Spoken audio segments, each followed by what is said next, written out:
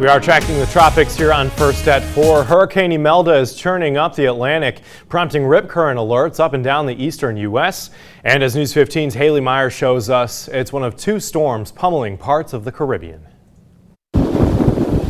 Imelda strengthening into a hurricane Tuesday, threatening the East Coast with dangerous surf and rip currents. Okay so far, not too bad.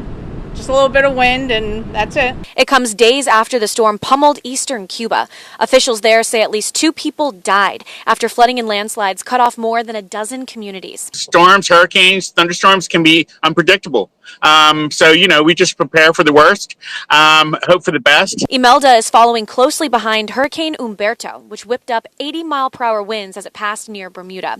Both are expected to remain away from Florida and the eastern U.S., but officials warn Imelda could still produce powerful waves up and down the coast, and they're urging folks to stay out of the water. Each morning we gauge the conditions. We're expecting wind gusts from 25 to 40 miles an hour, and we're expecting some gusts even in the tropical storm range. Forecasters say coastal areas could also see heavy rain and flooding throughout the week. On Georgia's Tybee Island, people filled sandbags, saying they learned their lesson from the previous storms. Savannah has a lot of low areas, and even just with a bad rainstorm, we get a lot of water. So I came to get some sandbags to keep the water out of my garage, hopefully. The forecast is calling for beach conditions along the U.S. East Coast to remain hostile through the weekend. In Bermuda, Haley Meyer, News 15.